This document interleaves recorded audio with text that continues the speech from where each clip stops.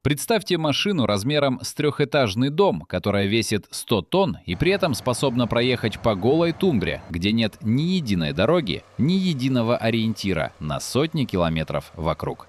Представьте луноход, которым управляли с Земли люди, видевшие картинку с задержкой в несколько секунд, и за эти секунды решавшие ехать вперед или остановиться у самого края кратера, потому что ошибка стоила бы дорогостоящей государственной программе всего аппарата. Представьте боевую машину, которая разгонялась быстрее любого серийного автомобиля своей эпохи, но так и не пошла в производство, потому что оказалась слишком сложной даже для своего времени. Это реальные машины, построенные в Советском Союзе, и большинство из них вы никогда не видели даже на фотографиях, потому что десятилетиями их скрывали под грифом секретности, а некоторые рассекретили лишь спустя много лет после распада страны, которая их создала. Начнем с самого, на первый взгляд, абсурдного экспоната. ЗИЛ-Э-167 построили в середине 1960-х годов с одной целью – пробиться сквозь снежную целину Арктики, куда не могла доехать ни одна другая машина в мире. У нее было два двигателя, по одному на каждую половину корпуса, широкие шины огромного диаметра с регулируемым давлением, и она буквально скользила по рыхлому снегу, не проваливаясь в него там, где обычный вездеход застревал бы по самую крышу. Машину создавали для доставки оборудования к полярным станциям и для поиска спускаемых капсул космонавтов в труднодоступных районах посадки, куда не всегда успевал долететь вертолет. Здесь начинает прослеживаться нить, которая свяжет несколько машин в этом списке. Советский космос и советский автопром развивались не параллельно, а буквально срослись друг с другом, потому что без наземной техники, способной добраться до места приземления, вся космическая программа теряла смысл. Потому что следующая машина – это уже не вездеход, а нечто среднее между самолетом, кораблем и автомобилем. ВА-14, построенный в начале 1970-х годов, должен был взлетать с воды, лететь над морем на бреющем полете, используя так называемый экранный эффект – слой уплотненного воздуха, который возникает у самой поверхности и позволяет аппарату лететь с минимальными затратами энергии. А затем, если того требовала боевая задача, превращаться в полноценный самолет и подниматься на большую высоту. Его разрабатывали для борьбы с американскими атомными подводными лодками, способными запускать баллистические ракеты прямо из Мирового океана. Аппарат должен был садиться на воду в точке обнаружения цели и атаковать, прежде чем субмарина успевала уйти на безопасную глубину.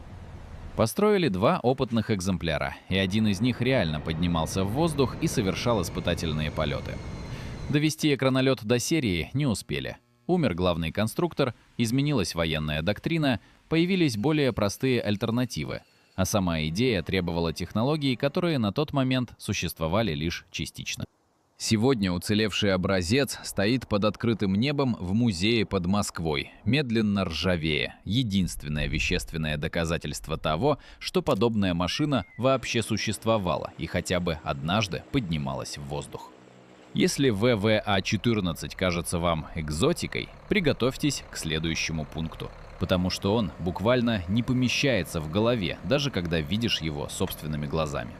МАЗ-7907 – транспортер для межконтинентальных баллистических ракет. Имеет длину свыше 30 метров. Это длина, сравнимая с целым железнодорожным вагоном, только эта машина едет не по рельсам, а по обычной земле. У нее 24 колеса, и каждое из них поворотное, что позволяет гигантской машине маневрировать почти на месте, разворачиваться в узких проездах и буквально подстраиваться под рельеф местности. Двигатель газотурбинный, тот же класс силовых установок, что применяется в вертолетах, потому что обычный дизельный двигатель просто физически не мог выдать достаточно мощности для перемещения подобной массы. Машину построили в единственном экземпляре в конце 1980-х годов, и из-за начавшегося распада Советского Союза она так и не пошла в серию. Сегодня этот гигант все еще существует. Его периодически заводят и испытывают на полигоне, и он своим ходом способен передвигаться, хотя возраст уже дает о себе знать. Если бы такие машины выпустили массово, сама логика стратегического ракетного потенциала могла бы выглядеть совершенно иначе, потому что подвижность ракетного комплекса напрямую определяет его неуязвимость для внезапного удара. Раз уж мы заговорили об оружии будущего, стоит вспомнить машину, которая должна стать танком следующего поколения, но так и осталась единственным прототипом. Объект 279 разработали в конце 1950-х годов как танк, способный физически выжить в условиях применения тактического ядерного оружия на поле боя. У него 4 гусеницы вместо привычных 2. Это нестандартное решение распределяло вес машины по гораздо большей площади и снижало давление на грунт настолько, что танк мог проехать там, где другие боевые машины проваливались по самое днище. Корпус имел сложную обтекаемую форму, рассчитанную инженерами так, чтобы ударная волна ядерного взрыва соскальзывала по броне, а не опрокидывала танк на бок, делая его легкой добычей. На испытаниях машина действительно выдерживала условия, которые выводили из строя любую другую технику того времени, включая воздействие ударной волны, сопоставимой с применением ядерного боеприпаса. Но именно избыточная сложность конструкции и стала причиной отказа от серийного производства. Обслуживать 4 независимые гусеничные тележки в полевых условиях, особенно в грязи или в мороз, оказалось практически нереальной задачей для рядового экипажа. Сохранился единственный экземпляр, и сегодня увидеть его можно в музее бронетанковой техники в подмосковной Кубинке, где он по-прежнему вызывает у посетителей недоуменный вопрос: как вообще такое могло поехать? Здесь стоит сделать паузу и задать вопрос, который наверняка уже возник у вас в голове. Если советские конструкторы умели строить настолько смелые и опережающие время машины, почему большинство из них так и осталось в единственном экземпляре, а не пошло в массовое производство? Ответ кроется не в нехватке таланта инженеров, с этим как раз проблем не было, а в самой системе принятия решений, где судьба проекта зависела от стратегических приоритетов, доступного бюджета и зачастую от политической конъюнктуры конкретного момента, а вовсе не только от технического совершенства самой машины. И следующая машина в этом списке – прямое доказательство того, как амбициозный и полезный проект мог годами существовать практически без публичного признания, оставаясь известным лишь узкому кругу специалистов. ЗИЛ-49061, известный также под неофициальным прозвищем «Синяя птица», это плавающий вездеход, созданный специально для поисково-эвакуационных служб, которые занимались поиском спускаемых аппаратов космических кораблей после возвращения с орбиты. Если капсула с космонавтами приземлялась не в расчетной точке, а где-нибудь в глухой тайге, в болоте или в открытой степи без единой дороги, именно эта машина первой добиралась до места посадки, опережая любую другую наземную технику. У нее 8 огромных колес, корпус, способный держаться на плаву и преодолевать водные преграды, и обогреваемый герметичный салон, рассчитанный на то, чтобы быстро доставить переохлажденных и измотанных перегрузками космонавтов в безопасное и теплое место в любых, даже самых экстремальных погодных условиях. Эти машины выпускались малой серией и реально использовались при поисках экипажей вплоть до самого распада Советского Союза, а отдельные их версии применялись и значительно позже. По сути, «Синяя птица» — это незаметный, но абсолютно реальный страховочный трос всей советской космической программы. Без таких вездеходов экипаж, приземлившийся в нерасчетном районе вдали от цивилизации, рисковал погибнуть от переохлаждения или травм задолго до прибытия обычных спасательных служб.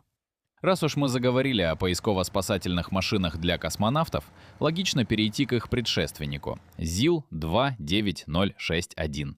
Эта машина создавалась чуть позже, уже в 80-х годах, и должна была заменить устаревающую «Синюю птицу» новым поколением плавающих вездеходов с более мощным двигателем, улучшенной проходимостью и более комфортными условиями для спасаемого экипажа.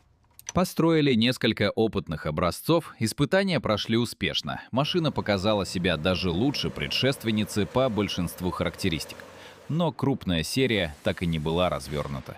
На дворе уже стояли годы глубокого экономического кризиса, и денег на доводку конструкции и запуск полноценного производства просто не нашлось. Получилась практически идеальная для своей задачи машина, которая по чистой случайности опоздала родиться буквально на несколько лет, угодив прямо в эпоху, когда стране было не до новых вездеходов. И вот тут возникает вопрос, без ответа на который невозможно до конца понять, зачем вообще понадобилось столько разных поисково-спасательных вездеходов.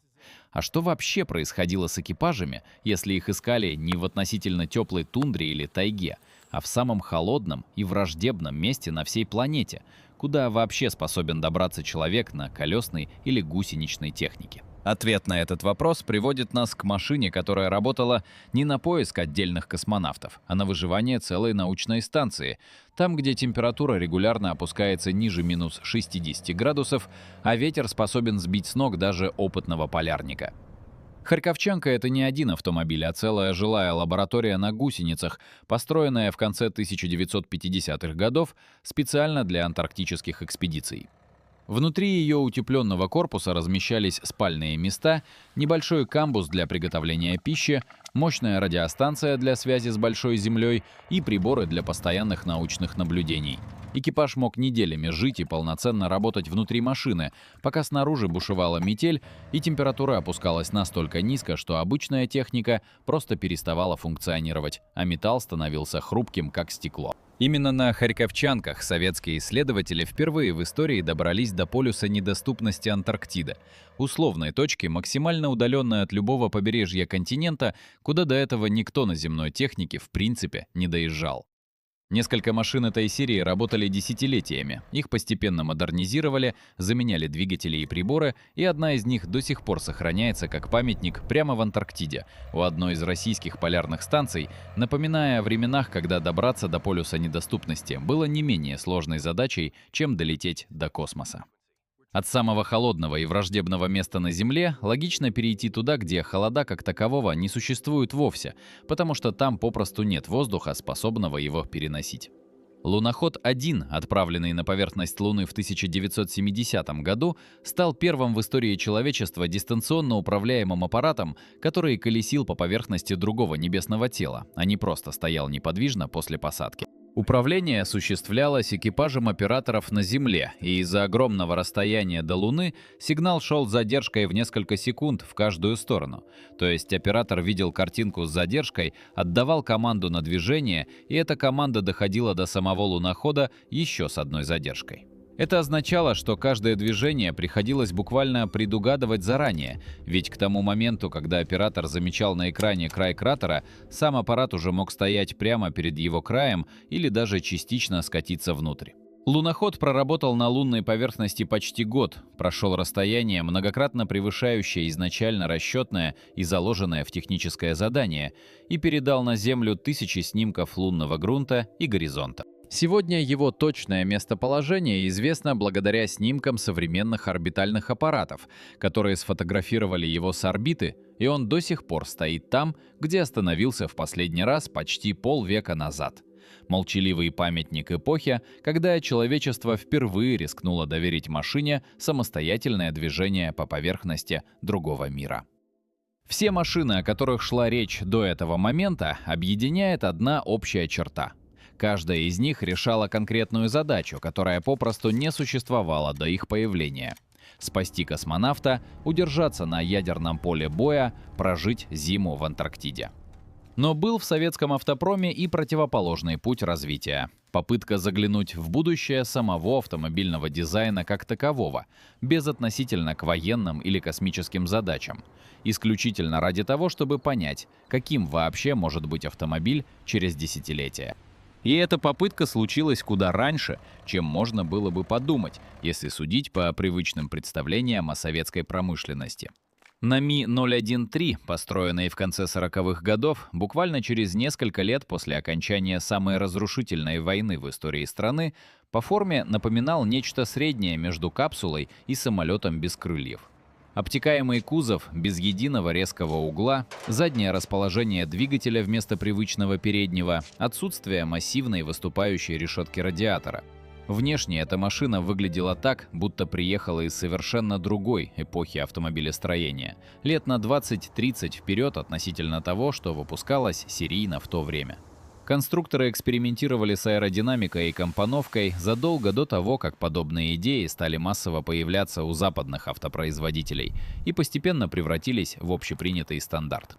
Машина так и осталась прототипом, слишком радикальной для серийного производства тех лет, слишком дорогой и технологически сложной в условиях послевоенной разрухи, когда стране элементарно не хватало металла и квалифицированных рабочих рук. Но сам факт, что подобный дизайн родился в стране, едва восстанавливающейся после такой катастрофической войны, говорит о масштабе амбиций советских инженеров красноречивее любых слов и официальных отчетов. И, наконец, последняя машина в этом списке возвращает нас туда, откуда мы начали этот рассказ. К стратегическому ракетному щиту страны, только на этот раз речь идет не о транспортировке готовой ракеты с завода на полигон, а о самой боевой пусковой установке, способной произвести запуск прямо с дороги.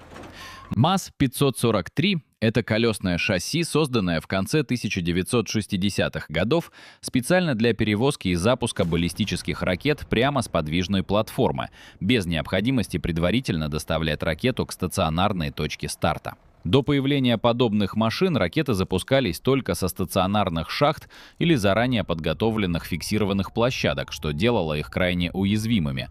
Координаты пусковой установки были известны противнику заранее, и уничтожить такую неподвижную цель первым же ударом было относительно несложно.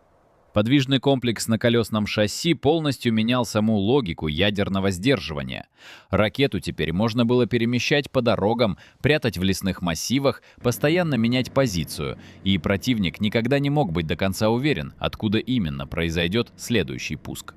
МАЗ-543 стал одним из первых в мире серьезных образцов подобной техники, и сама идея мобильного ракетного комплекса, впервые опробованная именно на этой машине, впоследствии легла в основу гораздо более поздних и куда более известных широкой публике стратегических ракетных систем. Если собрать все эти машины вместе — арктический вездеход, экранолет для охоты на подводные лодки, ракетный транспортер-гигант, четырехгусеничный танк для ядерного поля боя, 2 поколения плавающих космических спасателей, антарктическую лабораторию на гусеницах, лунный аппарат, управляемый с другой планеты, футуристический прототип 40-х годов и подвижную пусковую установку, перед нами вырисовывается далеко не просто список занятных инженерных курьезов. Это карта одной непрерывной национальной одержимости — довести технику до самого предела возможного именно в тех местах, где обычная серийная машина не имела никаких шансов на выживание в принципе. Тундра, открытый океан, эпицентр условного ядерного взрыва, минус 60 градусов, безвоздушная поверхность другого небесного тела. Для каждой из этих враждебных сред советские конструкторы методично создавали отдельную узкоспециализированную машину. И многие из найденных тогда решений на десятилетия опередили то, что появлялось затем в других странах мира. Большинство из этих машин вы никогда не увидите едущими по обычной дороге. Часть существует сегодня лишь в единственном экземпляре, часть медленно ржавеет под открытым небом музейных площадок, а часть навсегда осталась стоять там, где ее однажды оставили операторы, на поверхности другой планеты, в 300 с лишним тысячах километров от ближайшего человека. Но сам факт их существования полностью меняет привычное представление о советском автопроме, как о чем-то исключительно громоздком, грубом и безнадежно устаревшем. За закрытыми дверями секретных конструкторских бюро рождались машины, в существование которых действительно трудно поверить, даже когда смотришь на сохранившиеся фотографии и официальные документы своими глазами. И, возможно, самое удивительное здесь вовсе не то, что эти 10 машин были построены и хотя бы частично испытаны, а то, сколько похожих по смелости проектов так и осталось засекреченными навсегда, и мы, вероятно, никогда не узнаем о них вообще.